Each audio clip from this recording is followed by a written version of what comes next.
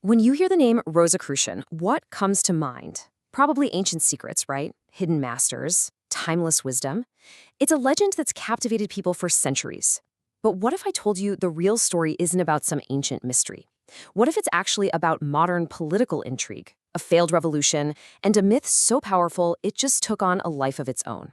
Well, let's dig in and unravel this thing.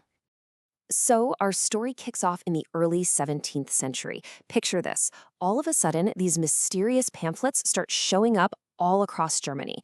They announce the existence of the Fraternity of the Rosy Cross, this secret order of philosopher alchemists who supposedly hold the keys to transforming not just metal, but all of society.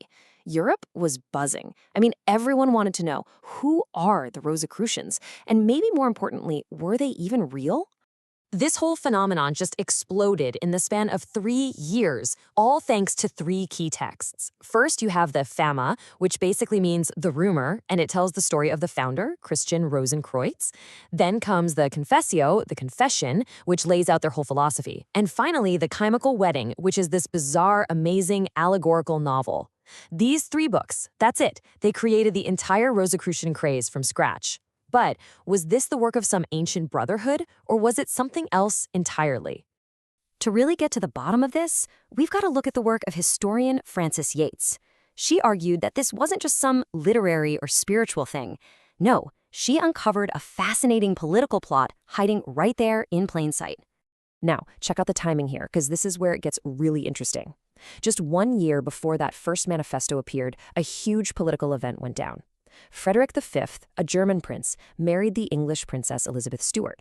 And this wasn't just any royal wedding. It was seen as this monumental alliance. They called it the marriage of the Thames and the Rhine that could finally unite and lead the Protestant forces of Europe against the super-powerful Catholic Habsburg Empire. I mean, there was a ton of hope riding on this young couple.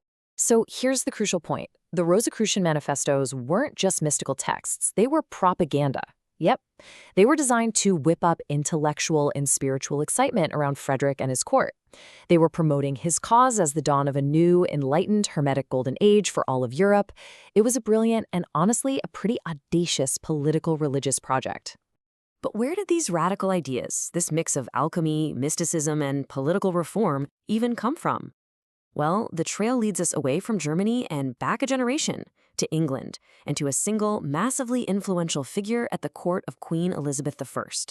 Meet John Dee. This guy was a true Renaissance man, a brilliant mathematician, Queen Elizabeth's trusted advisor, but also a magus, an alchemist, a guy who believed he could talk to angels.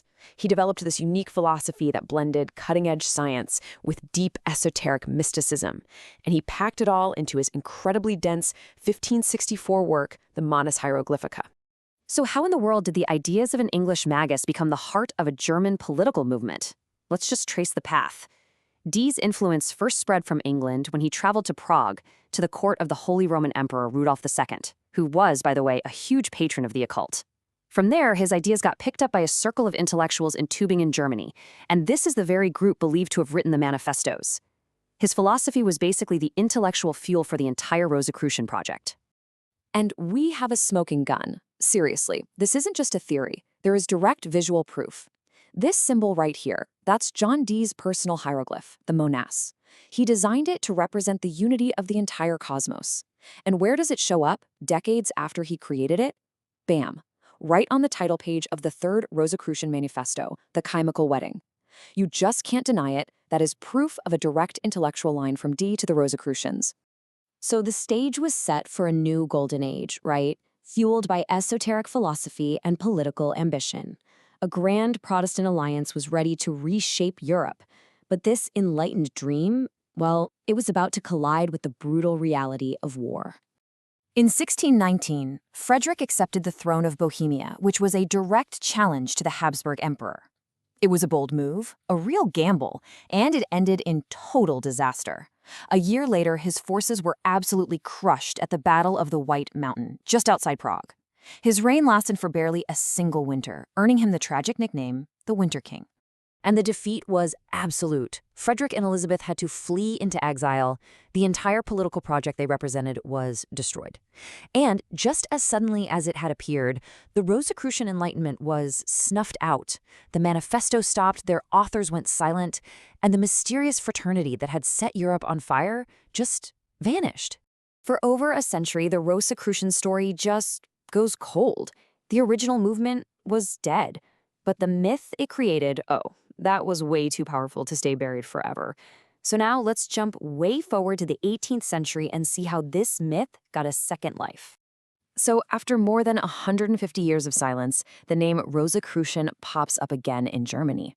But the world had changed, big time. The Renaissance was long gone. This was the Age of Enlightenment. And the group that grabbed the name was very, very different from the one that inspired it. This new group was called the Order of the Golden and Rosy Cross. And unlike the mysterious, maybe even non-existent fraternity of the 1600s, this was a real organized society. It had formal lodges, a strict hierarchy of degrees, and a structure that borrowed heavily from another very popular secret society of the time, the Freemasons. And they got incredibly powerful, even gaining major influence in the royal court of Prussia. Okay, so it is absolutely crucial that you get this distinction. On one hand, you've got the original 17th century movement. It's a literary thing, a political project, with zero evidence of actual members or lodges. On the other hand, you've got the 18th century order, a highly structured paramasonic fraternity that operated like a real secret society. They are two completely different things, connected only by the name and the legend. So what do we take away from all this? The history of the Rosicrucians isn't the story of one continuous ancient order. Nope. It's the story of a myth's creation, its death, and its spectacular rebirth. And that leaves us with a really fascinating question to think about. What we call Rosicrucianism, it isn't one thing, but two. An explosive political dream in the 17th century and a structured secret society in the 18th. The historical evidence really suggests there's no direct lineage, no hidden masters passing down secrets for centuries. There is only the incredible power of a myth that was potent enough to inspire entirely new movements long after its creators had faded into history.